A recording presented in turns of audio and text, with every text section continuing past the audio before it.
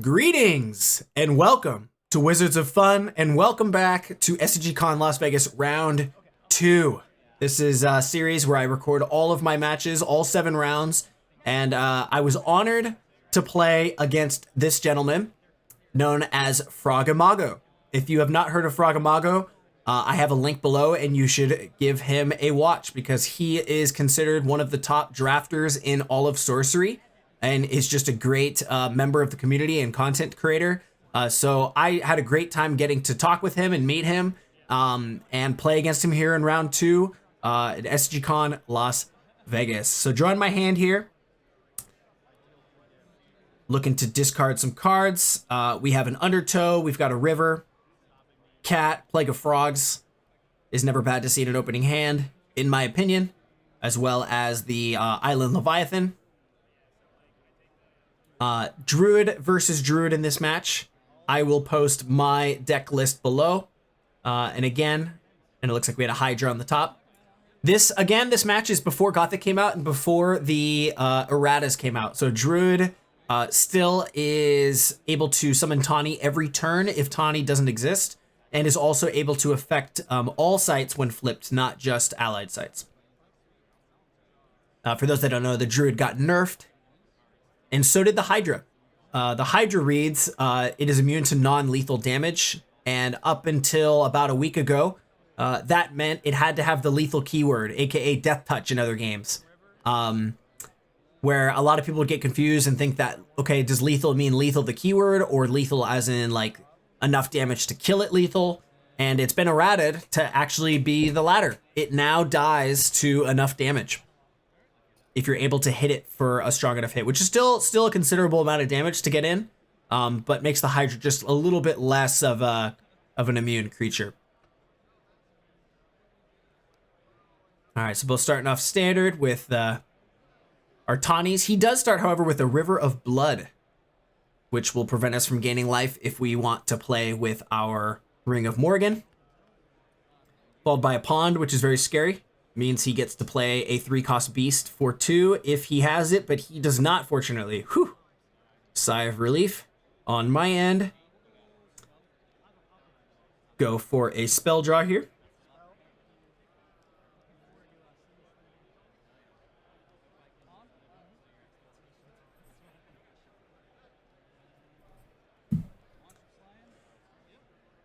Frogamago was, again, a very kind individual to get to meet. At the end of this day, we got to hang out and have some lunch together. And then the following day, we actually got to play Limited together alongside Fanatic Glenn, who is another known individual in the community. So using my Undertow here, you see that I pulled my Tawny forward and then moved and attacked in for 1. But yeah, it was just really, I don't want to say starstruck, but, you know, I've seen Frogamago on YouTube, and then I'm playing against him, and then we're hanging out and playing games. It's just really cool. Sorcery is just still such a small community, and just very, very friendly that you do get the opportunities to meet really cool individuals at these events. But my blood was definitely boiling. My heart was not blood boiling. I apologize. My heart is thumping, so to speak, in this match, because I just know I'm against an expert, especially on kind of the chess end of this game. So I'm actually really looking forward to re-watching this match and seeing if I can spot any opportunities for improvement on my end here, just to see if there was anything in this match that maybe I missed or could have done better. I've been looking forward to re-watching this, so. And as you can see, we got our Lone Tower promos. It was one of the promos given out at the event. I'm curious what they'll continue to give out at future SCGCon events, but both Houston and Las Vegas gave out the Lone Tower, which is worth a considerable amount of money if you're not interested in keeping it. I actually sold my Houston one to help fund the Vegas trip, and I'll probably sell my Vegas one to fund some Gothic boxes. All right, he plays a Color Out of Space, which provides all threshold and a single mana as long as it's connected to the Void. And then he plays a Polar Explorers, which allows other allies, well, including itself, but allows allies to move across the realm as if they were connected. So he could, in theory, have his Druid move over to my Druid. I don't think he would do that, but just to give an example. Looking at our hand here, we've got Plague of Frogs, Cat, Hydra, Turtles, Grim Guisarm. So just lots of options here. And again, I'm a fairly new player to Hydras actually in the hand, which is not what we want to see on turn 2. Well, turn 3 here, but so just deciding how best we want to do this. So playing a forward Island Leviathan. Deciding where exactly we want to put it. Decide to kind of put it in the front in case we're able to turn it on later. We can activate it and have it potentially threaten the site adjacent atop of it if he decides to play a site over on that side. He could also continue to grow on my right side, his sites, but it may turn off his color out of space eventually. So just kind of putting it forward there on the left is my thinking as like a threat. If he's not building on that side, I can either get in or... And then with my 3 mana, I'm able to put a cat onto any water site, and I decided to put it right onto his pond.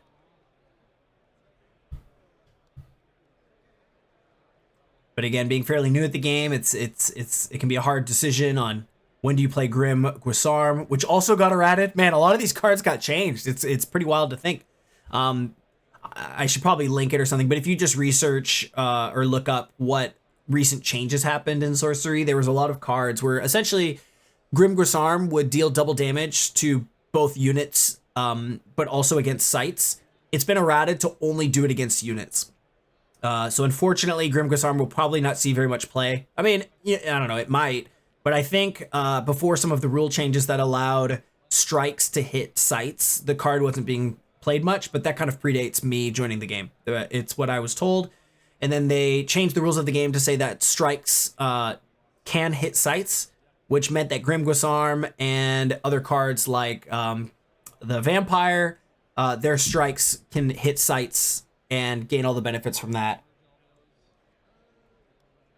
However, that's no longer the case. It's only against units. So there's just a few cards that got a huge buff from those changes earlier this year that Eric's Curiosity decided were a little bit too troublesome and decided to nerf them a little bit, which is unfortunate to see, but also I don't know. Coming from other games, I'm not sure how I feel exactly. I lean more toward that I'm okay with it as opposed to bans. I'm used to other games where they just ban cards, and that doesn't feel very good. In errata, sure, it makes it harder for newer players to. All right, so he attacks in with his Polar Explorers and then plays the Kobolds, which at the end step will be able to strike my cat for 2 and not die. And then he plays a pond up front, moves to the end step, the strike happens, my cat perishes, and his whole Kobolds survive. So at the end of every turn, they can strike an adjacent unit for 2. Does play a pond, but does not cast anything with it. May have lost my train of thought there in the moment, but just to say that, erratas are always unfortunate because for newer players, how are they going to know? If you read what the card says and you do it, and then the opponent says, oh, that doesn't work like you think it does, that can be a bummer, For a game that is kitchen table, it is a kind of sad that you have to look up a lot of the rules and a lot of the changes online. However, it's a new game. It's getting its footing, and I think the last thing they want to do is ban any of the cards in the limited amount of sets that are out, and rather just kind of try to tweak. You can probably hear my son squealing in the background there. He's supposed to be asleep, but he's awake playing with mom because he had a long nap today. So you may hear some squeaks in the background. But overall, I think that kind of like they're patching the balance of a game. I'm optimistic that it's a good thing.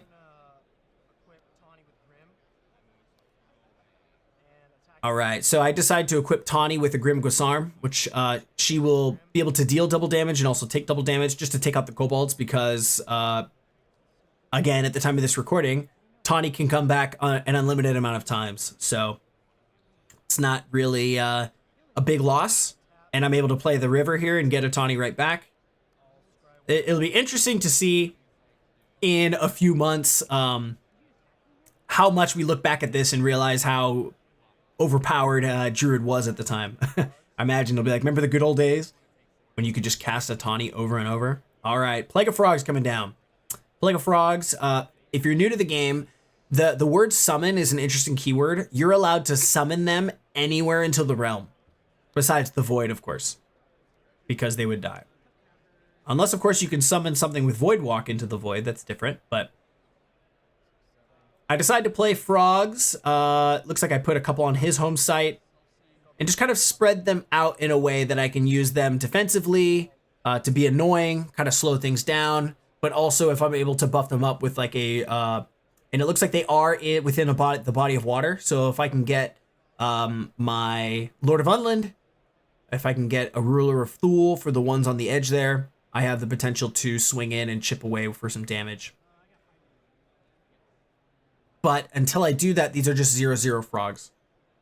And I actually wonder in hindsight if in the moment when playing this, I mistakenly thought that these were 1/1 tokens. I'm not sure. I guess we'll watch the match. It's been about a week or two since this event, and I'm rewatching it, and I can't quite remember. But a part of me knows myself, and I believe there was a few times at this event where I mistook and was like, oh yeah, frogs are not 1/1s. They're 0 power froggies, but they can block. But if he happens to do like a poison over here and wiping them all out, that can be unfortunate, you know? If he moves his druid forward and poison novas and then everything dies.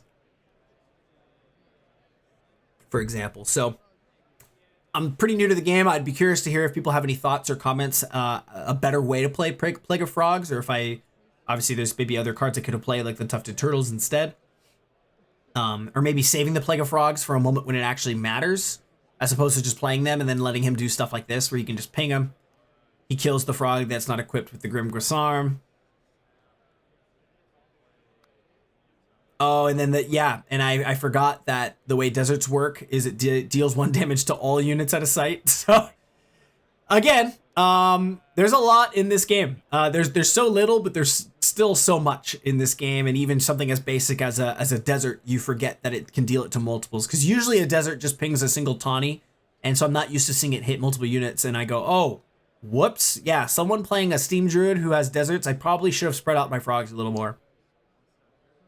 All right, so we draw into a Shapeshift, which is exactly what this deck wants to see. It's what this deck wants to do, and transforming something like a frog is the exact sort of thing you want to be doing in this deck. So I tap my Druid to draw an extra site before we start. If I'm going to do that anyways, I may as well do it now, in case that kind of changes my game plan for any reason. Spend my 4 mana, Shapeshift onto the red frog up front, which is on his site. So since that frog does not have Summoning Sickness, and we see a big Dragon Lord card in there, it's a no-brainer. I don't have to look at the rest of the cards. The dragon comes down.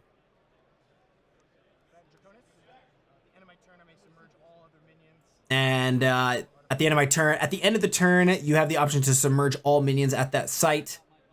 No reason to do that here, unless I wanted to strategically kind of like go to the subsurface just to kind of get out of the way of a potential threat. But because that frog does not have Summon Sickness, it transforms, and I can immediately move and attack. So now it's just a matter of where. Where do I want to position myself?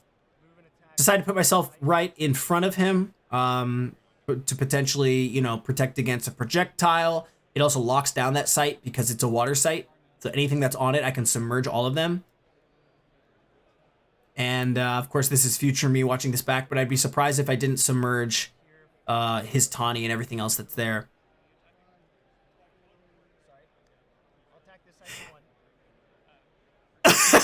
Oh, there it is. You heard it. I go, I'll attack the site for 1. And he goes, that doesn't have any power. Yep. So it's as I thought. I was under the assumption that I was putting threat on his side. So this is mistake number 1 in this match. If I have to look back on any other ways I could have played better against what I would consider a pro player as Frogamago, is there wasn't a lot of benefit to me having all of them stacked up like that because they're not dealing damage anyway.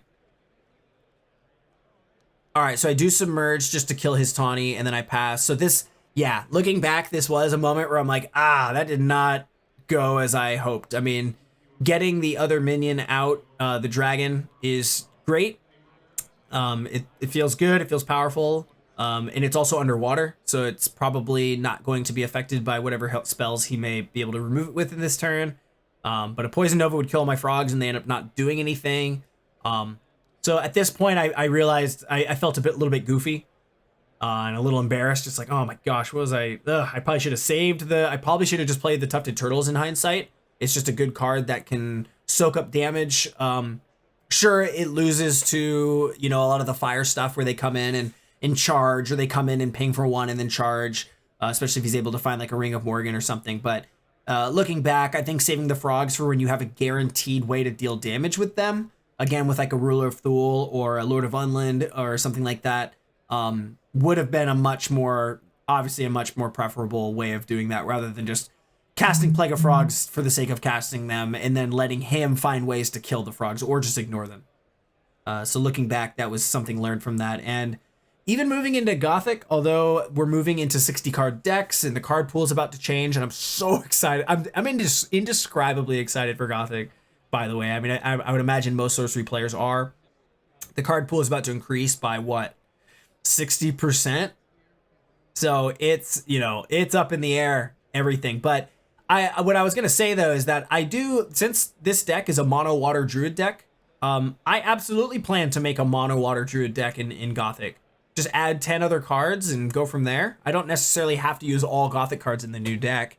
I can just kind of expand upon it, right? And then we're going to see all sorts of new techniques and strategies and metas come out of it. I just can't wait. Morgana Le Fay coming out. For those that don't know, Morgana Le Fay comes in stealth. She draws 3 of her own cards, and she may cast those 3 cards. And then the trick with stealth keyword is if you use an ability or you move an attack, you lose stealth. So if she does end up casting any of her abilities, she loses stealth, which makes her a little bit more vulnerable for me to kill her. So it, you know, ideally they get 3 extra cards. They get to cast one of them. That's really, really important. Lose stealth. And if they lose Morgana Le Fay after that, sure, they lose it, but they got to cast an extra spell. Very, very good card. And I just recently, actually with Frogamago, if you happen to be watching this, I pulled a Morgana Le Fay out of an Arthurian Legends booster box that him and I split together. I nearly forgot that we did that. We opened an Arthurian Legends booster box and split the box, and I ended up pulling so many unique cards that I needed. I got a Morgana Le Fay. I got the, I forget the name of it, but it's the hillside artwork, Triland. I think it's fire and earth and water, and the name escapes me. I apologize, but it's one of the more expensive ones. I believe it's like $40, and the Morgana is $40 or $50 herself. So to get those for the collection, or not even just for the collection, but for my playset, I didn't have them. I got them both in one box. That was awesome. Frogamago and I, day 3, he asked me if I wanted to split my SCG Con prize points with him in order to get an Arthurian Legends box, and we did. And he also got some good pulls. And I afterwards, I felt kind of bad because I felt like I got more of the good pulls, and I reached out to him asking if he wanted anything. He said he was good, though, because he pulled some really good cards in his draft. He got a Crusade. He also got a foil Valley of Delight. And then he was just a good sport, letting me keep some of the cards that I just needed, not for trade, but just for my deck. So again, I'm probably getting a little chummy shouting out Frogamago too much here, but he was just a good dude, a good sport, and look forward to interfacing with him more in the community and in the game. So we're taking our time to take these turns, ladies and gentlemen. This is where, you know, a lot of thought is going into every single action here. I'm nervous. I flew all the way to Vegas to play this, and I'm trying my best. I'm going to target Undertow, staying within this body of water. I'm going to pull Morgana, one over here. Interesting. I feel like I'm watching a different person because I forget how I did this, but it looks like I play a Mirror Realm. I copy Undertow, which allows me to pull something, and I'm deciding what I want to pull. Anything within the body of water can get pulled. It doesn't have to get pulled toward the Undertow. It can be pushed away as well. So I'm just trying to think of like what position is best for me to, if I have the opportunity to move something here. And I gotta be honest, I'm on the edge of my seat alongside with you guys because I don't remember what I did here. It's actually kind of fun to come back to this so much later. I should have uploaded these a little sooner, but coming straight back from Vegas, I had to obviously get back to work and life. And so I am sorry, but I'm not sorry. It's just, I've been busy. Okay, so I equip Draconis with the Grim Guisarme underwater after pulling Morgana. What am I up to here? And then I swap Tawny with Polar Explorers to get Polar Explorers off of the edge. And then I will move and attack here. Move and attack for 12. This is where I was feeling pretty good. Got him down to 7 life.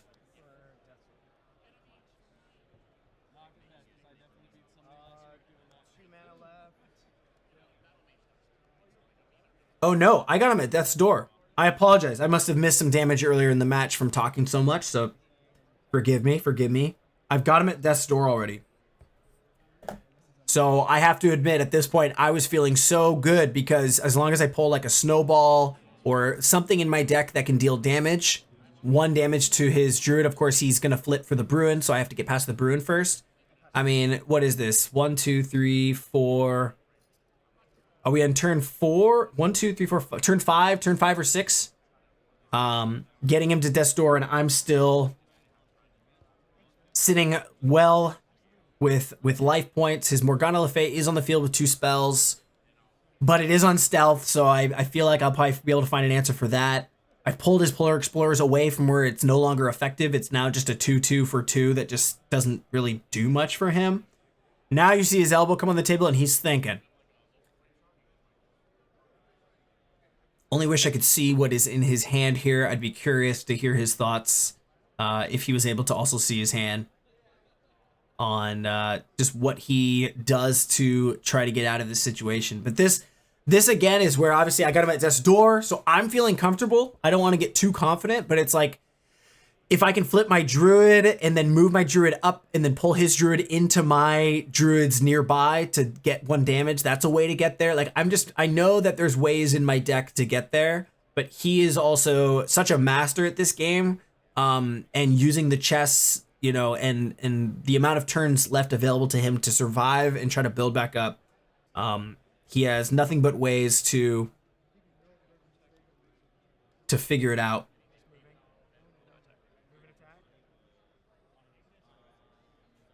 All right, so he moves his Morgana Le Fay. Moving and attacking, I use my frog to block the damage. I figured why not? If I'm already up on life and he's starting to move and attack, and he is a fire druid who can potentially get in for a lot of burst damage, I should especially just utilize the frogs while I can. They haven't really done much for me. I may as well try to use them to some capacity, and he gets in for 2.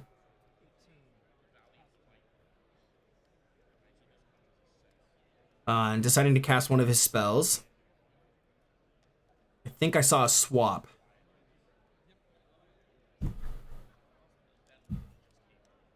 I think I saw it with the camera. Wouldn't have been able to see it in person there, but I believe that was a swap.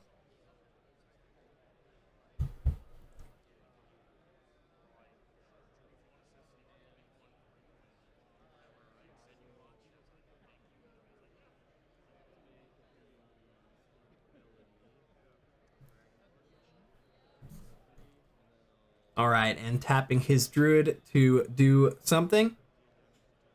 Elbow comes on the table. He is thinking his way through this. There, again, in Sorcery, there are just so many approaches and so many things to consider. Since you're not worried about your opponent playing something in response to your actions, like in other games, there's nothing really at instant speed in this game. It's all sorcery speed, no pun intended, with the game being called Sorcery. But genuinely, everything's at sorcery speed, meaning that he can do whatever he wants on his turn, and there's not a lot I can do besides like block if he attacks a unit within range of a blocker. So it's just a whole nother amount of things to consider, more akin to chess. Like if I move here, he'll probably move here, and things like that. And he has a mirror realm of himself, or of his own rather. So when it comes in, it can become a copy of a nearby site. And if I'm not mistaken, I think he's making a copy of my copied Undertow.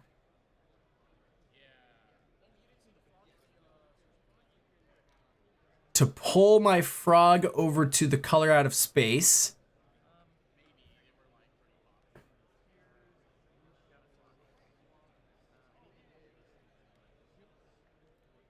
And there's the swap. So summons the Tawny onto the mirror realm that just came in. He pulled a frog up. swaps my minion, which was threatening him. He's already on death's door, so he's not worried about taking sight damage, but having something right on top of his druid is, of course, a threat. So Violent comes in, which deals Genesis damage to my Tawny, and he passes the turn. Okay, so now he's got 2 cards in front of the druid. If I can somehow get the frog that's on the druid to deal some damage. So I could see why he pulled that frog away, because if I did pull something to get my frog up to 1 power, he would not be able to block twice. So he maybe would have had to flip druid there as an alternative to what he did there, but he just pulled the frog away.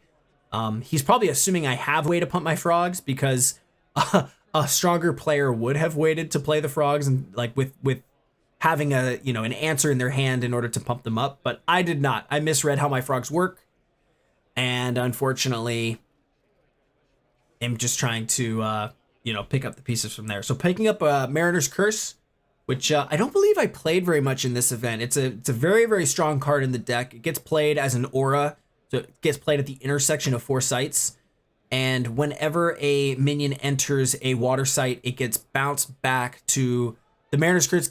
Gets bounced back to your hand, and it drowns that minion, whether that be your own or theirs. It activates on both, so sometimes that can be strategic. If I use my frog to submerge the frog, which doesn't die, getting it back, it can sometimes be good to have another card to cast, like with a Ring of Morgan. So I decide to move the Draconis over.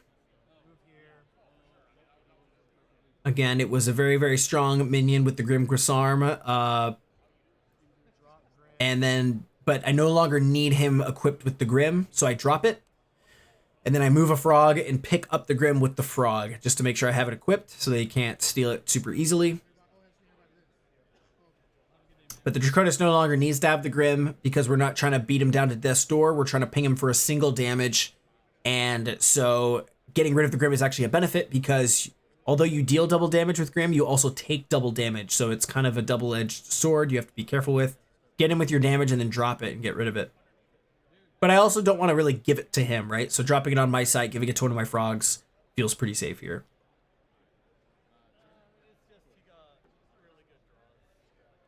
But still just deciding what to do with our 5 mana. Can't necessarily play the Hydras here. And I can't even quite see my hand. I know I have Mariner's Curse and I think a turtle and a couple of Hydras. So it's, again, my mind is as much as it probably should be at just kind of stabilizing the board. It's also like, man, I've got Frogamago on death's door. I just need a way to get in there.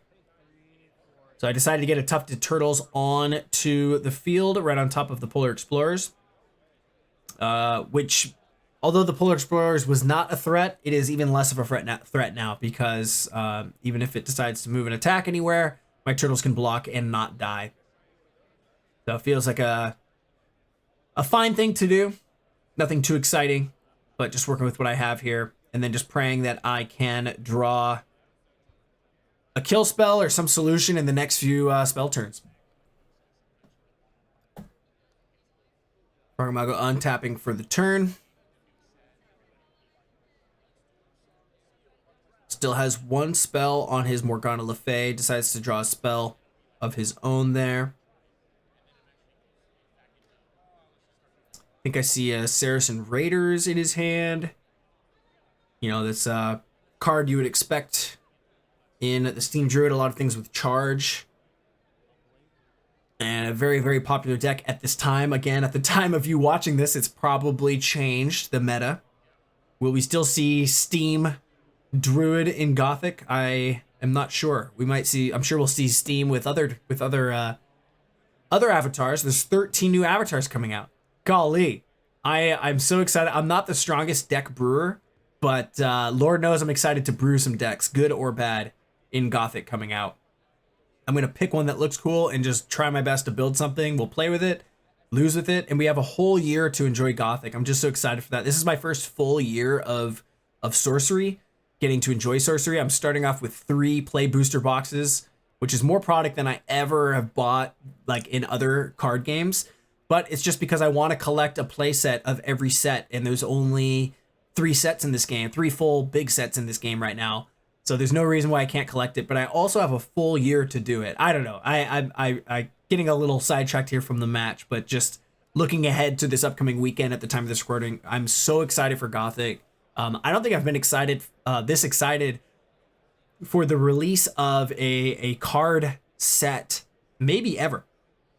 I know I've been excited for some Magic sets coming out that had a really cool looking draft environment, and I was excited and, you know, previewing all the cards and stuff, but most of the cards in Gothic haven't even been spoiled yet. All right, Pact with the Devil. So Pact with the Devil, you either lose half your life or you sacrifice something to draw 3 cards. He's already at death's door, so it's free. At least free, like he doesn't have to sacrifice anything. But this allows him to draw 3 cards. So, you know, against a player like this in a deck like his, this just gives him lots and lots of options.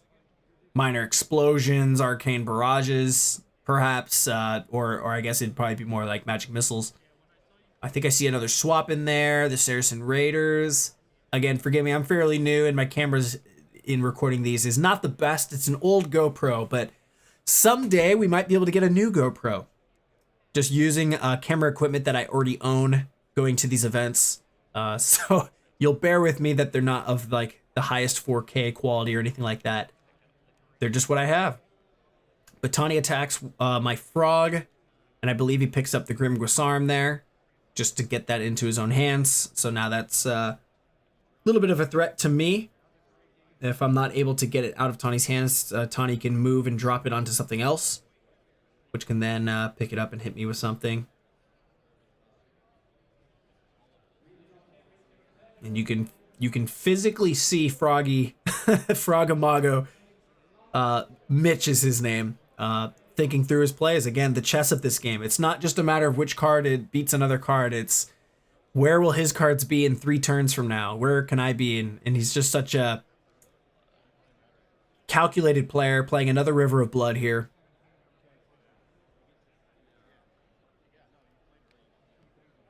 But again, he kind of has... I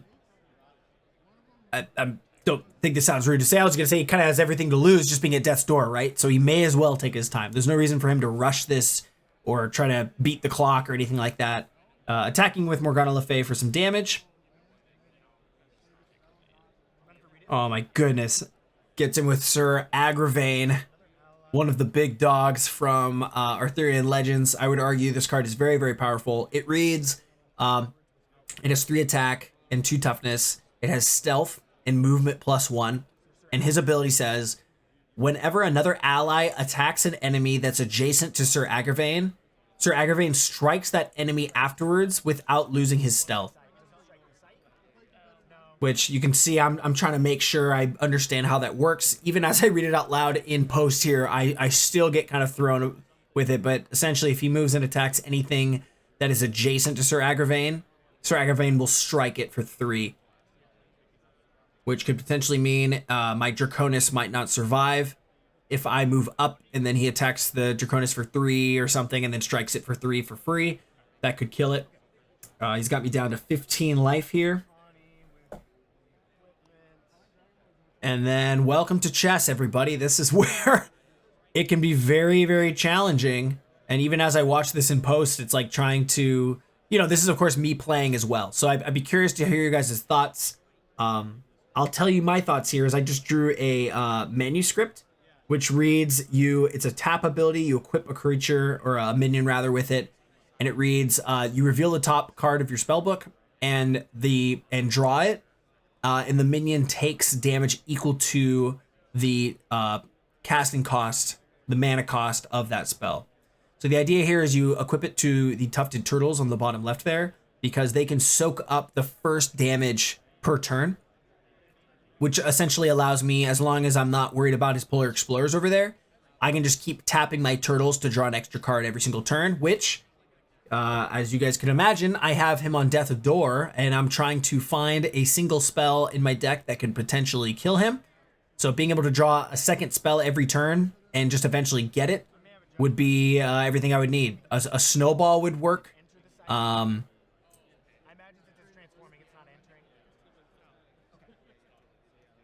For some reason, I'm asking if the Leviathan getting transformed becomes enter the site, and I don't think it is. It's it just transforms.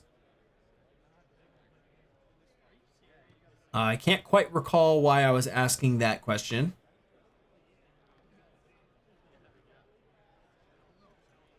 I'm sure I'll realize it in a moment.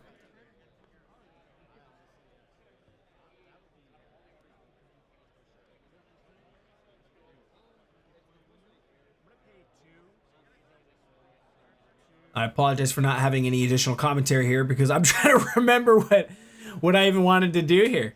I think I kind of just came to the conclusion here. I believe I do end up playing the manuscript here.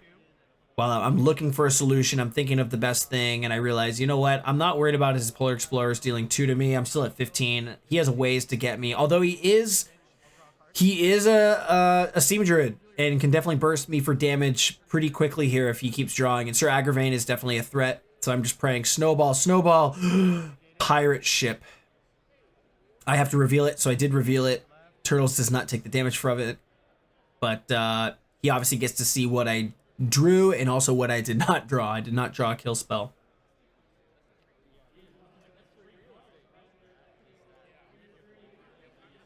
But again, like if I was alternatively able to like perhaps flip my druid and then connect with the Ruler of Thule to move my druid over, and then it has the effect to deal the 1 damage. You know, I'm just trying to. I'm confident this time in the match that there's got to be some way that I can get that death blow. He hasn't flipped yet. He's playing. I think that's one of the big things about him playing so strategically, or one of the big factors that he's considering on his turn, I would imagine, is can I afford to not flip here? Can I put down enough defenders? And I move my Draconis without attacking. Don't need to attack his site. This also prevents him from being able to defend. All right, so tapping my Druid in order to get a site. And I do have a Babbling Brook in my hand, so that would be a good site to maybe play above the Island Leviathan. The Leviathan becomes a little less of a threat, but we're not trying to hit his sites anyway. So I think tapping the Druid to play a Babbling Brook would probably be good. It disables all of his minions that are on his pond and being a threat, and allows my Draconis perhaps to continue moving forward.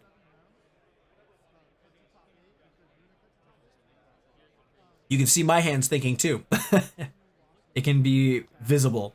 Yep, and that's what we decide to do. Babbling Brook. My Tawny is also disabled. Silenced, rather. Is it silenced? I thought it was disabled. Forgive my keyboard here. Babbling Brook reads disabled, not silenced. So I must have just spoken out of turn in the game.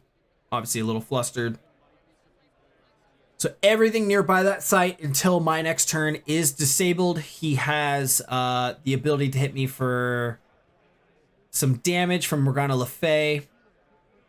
Perhaps a Tawny with Grim for 2, and then the Polar Explorers for 2. My turtle is tapped, but I do have the pirate ship as a blocker. So feeling confident that I can block against whatever hit he decides to do. Then Frogamago Mitch here doing what he does best and calculating out the perfect move here. Can't move his minions nearby the Babbling Brook. I'm curious to see what he ends up playing here. Again, forgive me for speaking as if I didn't play this match myself, but when you go to an event like this and you play 7 matches, I remember the result of this match, which I won't spoil, but I do not remember every single turn. So I'm actually quite grateful that I was allowed to film at this event. This is, I think, very insightful for me. And I look forward to hearing your guys' comments if you have any thoughts, or if Mitch happens to chime in on just like what... Yeah, it's all about learning, right? Even if there are mistakes made, mistakes are opportunities to learn. If you make a mistake and learn from it, I think it's worth it. So he draws a spell. He's doing all his calculations. That was all prior to drawing a spell. He's holding a swap. Oh boy. Moves the Sir Agravain with the pirate ship, which means that the Sir Agravain is no longer disabled.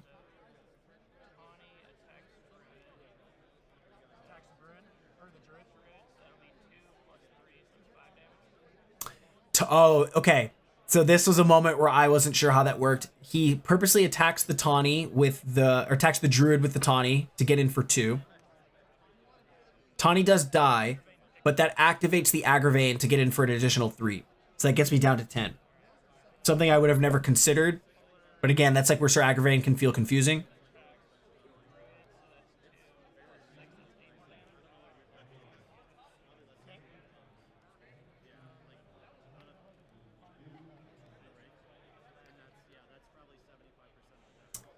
And then just moving in and attacking with the Polar Explorers and the Morgana Le Fay.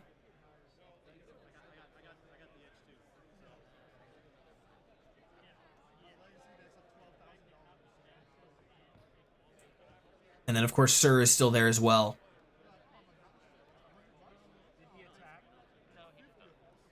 He did not attack. So, oh, because when she attacks, he strikes again. Is that the idea?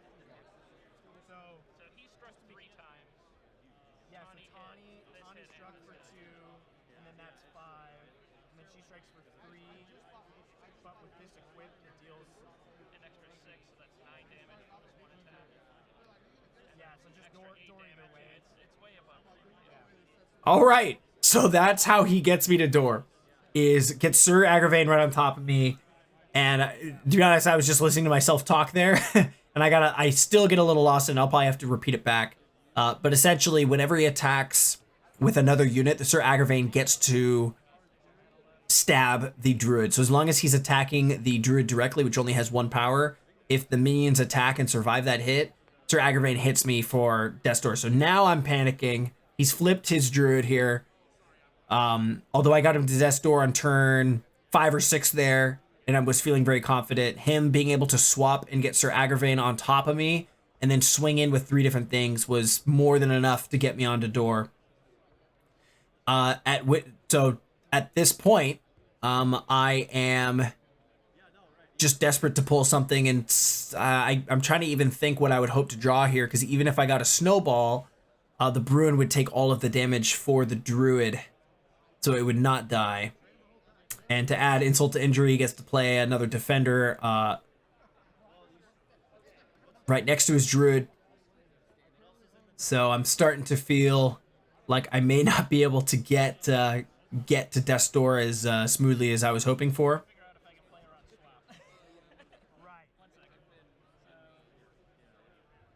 Swap proving to be just such an incredible card. It's going to be really interesting to see how much we see it played in Gothic. I imagine very, very, very regularly. It is a card that wants to be in water decks, but it's not impossible because it's only 2 threshold. I imagine if it was 3 threshold, it'd be a little bit more niche to the water decks. And would maybe thematically fit, just with the water and the pulling of tides and things like that. But it is definitely an incredible card. I also really enjoy getting to draw it. It just allows for so much advantage of just being able to move one of your guys that's maybe on the back up front, pulling their threat into a spot that doesn't benefit them, or perhaps pulling it into like a bottomless pit so that it dies. So I draw a polymorph here, which is not quite enough. You're thinking, okay, I've got my Tawny, I can maybe polymorph his Bruin and then try to attack him for damage, but he has 2 blockers available. So even if I used my Tawny to transform the Bruin and then I attack the Druid with the pirate ship and he blocks, he has 2 blockers. So even if the frog is able to deal damage, I can't do it. I'd have to somehow get my frogs to 1 power each and then like pull one of them forward. Again, thinking as a water player, I just assume, well, I'll find a way to do it. And just counting my threshold here, I am at 6 water threshold, so I need 8 in order to turn on the Island Leviathan, which becomes a creature, or a minion rather, with I believe 8 power. So it becomes a big dog. It leaves a flooded rubble behind. So you lose a mana each turn. But the mana is generated at the beginning of the turn, so you don't lose it. The turn you turn it into something, you don't lose a mana. It's just that the following turn you will not gain that mana anymore. But interestingly enough, if you read the Curiosa rules text for Island Leviathan, It maintains threshold. So despite turning into a minion, it no longer gives you mana, but it still gives you a water threshold for some reason. After much deliberated thought, deciding to draw one more spell, and we do draw an Atlantean Fate, which we do reveal here. And I assume past me was very thrilled to see. Well, let's see. So if I was to do that, So then I'm just kind of thinking through how I want to do this. And I'm looking at all the sites because the way that Atlantean Fate reads is it basically deactivates the abilities of non-ordinary sites. It turns those sites into waters by flooding them. And then it submerges everything that it affects. And since it's an aura, it's going to affect 4 sites, or up to 4 sites, because it gets played at the intersection. So it's just a decision on which sites do I want to affect, because if I play it on my own sites, like the Island Leviathan, it also turns off the Island Leviathan. So I just have to make sure I don't want to, although I am at death's door here, and I think I'm realizing, like, I don't think I'm going to be able to even get to Island Leviathan. And I forget exactly where I play this one here, but... And just, you can hear us, the judge just came by and told us where it turns. We're both on death's door. So there's no way we're going to, well, we could draw in theory, because one of us, if one of us wasn't at door, the person who is not at doors would be the winner if we ran out of turns. But if we're able to stall this out, we would draw, which no one wants to draw. I think if you're gonna, if you're gonna go to a draw at that point, you may as well just like flip a coin and let someone keep going, because it really inhibits the both players from being able to get to the top 8. And when it's a draw, it's like, I mean, are we really gonna both lose, or should we flip and whoever just has better luck goes? So, again, he has a lot of threats on my druid. I have a decent amount of threats on his side as well, although he does have enough blockers to block. This is just kind of druid versus druid action here. And it's very complicated. And even just as I watch this here again, I haven't reviewed this footage before narrating. Maybe I should. So I know a little bit more what I'm talking about. Bear with me. I'm still learning the art of filming these matches, recording and talking about them and commentating on them. And I'm just new at the game. So I just enjoy talking about it and my enthusiasm for it. And I hope you guys enjoy the content either way. It may not be the highest level of play. However, this is SCG Las Vegas, you know, big tournament. So I guess it is high play. It's just that my plays may not be the best. All right. You hear me say all right, which means I have a plan. Come on, Eric. What are we doing? I mean, the juicy temptation is to play it right. Right where I'm holding it there. I don't know, is this no longer, I think it comes in as a copy of this. Okay, so it's all water, basically all those were drowned. Yep. So I'm just asking if it's all water. It is. 3 blockers at the moment. I'm counting the amount of blockers he has and just realizing I can't get him this turn on his side. So if I played on my intersection and flood all of his stuff, which would be very good because he has a lot there, it'd be really nice to just turn all that off. My Mirror Realm comes in as a copy of the Undertow, so it's no longer a unique site. But I'm going to try it. I'm going to Atlantean Fate here. And I'm doing this strategically before flipping to Bruin. So I'm actually looking back at, you know, I mean, it's just a good top draw, but proud of myself to have been able to clear that, because that was a lot of threats. I mean, he is still playing Steam Druid, so he has a lot of potential ways to just play something and then attack forward and kill me.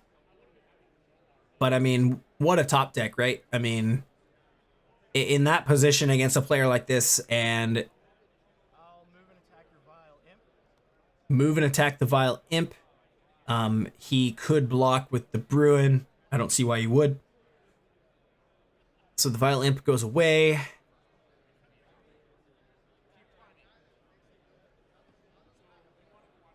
I'll move and attack with, oh wait. Yeah, and I was about to move and attack, but realizing, oh wait, so you have the Bruin that could just block and not take anything. My hope was that I could attack with Tawny into his Lance just to get rid of it. And if I remember correctly, I believe I do end up just sacrificing the Tawny into it to get rid of the Lance.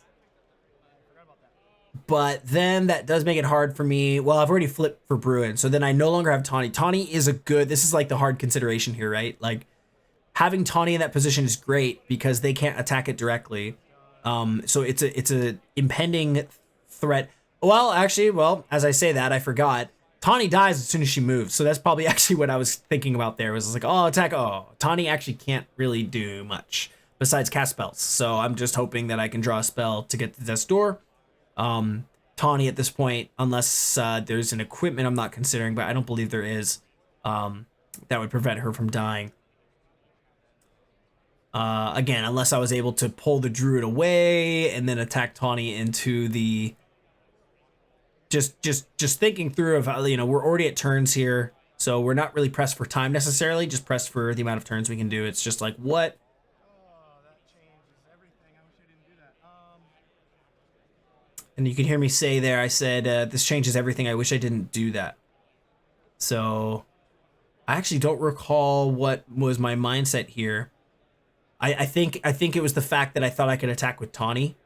I just thought I had enough threats, like I could break his lance, and then I could attack his Bruin. I think that's where my head was at, and I reluctantly passed the turn, which is very scary. He's got a lot of spells. He's got things with charge. He's poking on the field here, which tells me he has potentially some ways to get him with charge and just get past me, but I'm shaking in my boots at this point.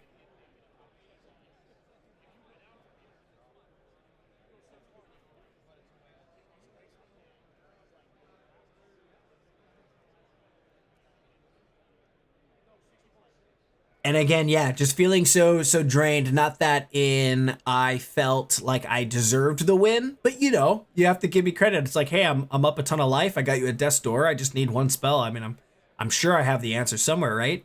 So then for him to get in for so much damage in a few turns later was quite, you know, it's quite defeating. So, rules question. If I do intercept, can this block the interception? So, let's make sure I understand. If I intercept... So he moves and attacks here.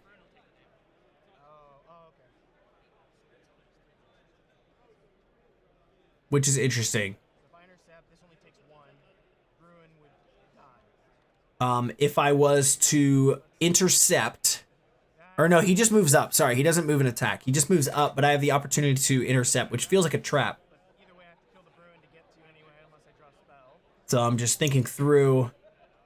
I mean, I gotta see what you're up to here. That's crazy, though. So I say there, I have to see what you're up to. That's crazy, because I know he's up to something. Way to deal 4 damage to it. But I don't know. Again, being such a new player, it's almost like I'd rather go into your trap to learn what your trap is rather than not and not know. So he moves. Minor explosion here. Bruin will take all the damage. Okay. And then I'll play Sorcery. Oh, brutal. Yep. So his whole goal was to play a druid forward because minor explosion reads deal 3 damage to each unit at a target location up to 2 steps away. So the way that works is that the Bruin takes 3 damage, but it also takes the 3 damage from the druid, so it takes 6 dying, and then gets in with the Saracen Raiders, which can be cast to a site without any enemies. So a fair and square win from Archimago, and very well thought and very well played. A very long match, a very slow match. Thanks for bearing with me, kind of in between those long hands. But and then you can see me here. I'm looking at the top of my deck, like what could I have drawn? Like Riptide may have helped. There's a Snowball that would have helped a few turns ago. Koinixie, I could have strategically, but honestly, even just looking at this hand, I'm like, I don't think. Okay, Lord of Unlin would have been good there.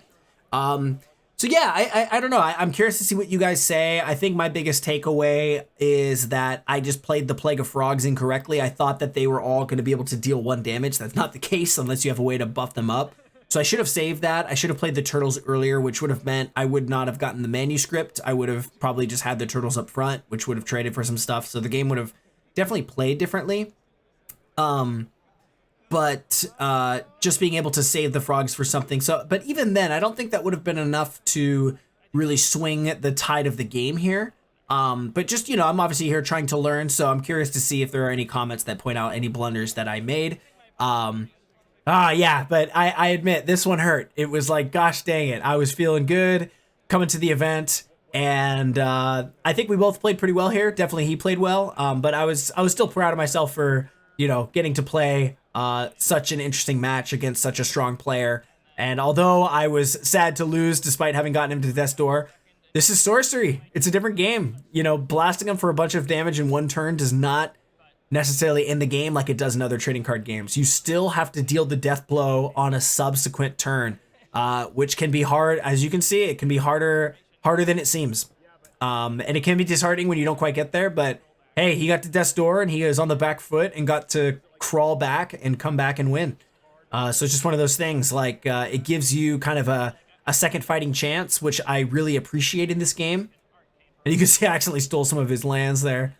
Definitely be careful when you're playing similar color sleeves with your opponent. But yeah, so Mitch just being a good sport, and we're talking through the game here, and I can't quite even necessarily hear what he's talking about, but I know it was all good stuff. They're kind of talking about how just different ways you can play the game, different approaches, and that he's just such a thought-out player. So again, I was honored even to, I wasn't sure when he was attacking with his druid if that was a trap. It wasn't. He was just trying to move his thing up, but I wanted to see what it was. It's like, even if this is a blunder on my part, I don't even know what he could potentially do, so I'm going to play into it. And it ended up not being anything. He was just trying to move his druid up to get that death blow. So again, I will link his channel down below because he does post a lot of sorcery content and he deserves your subscription.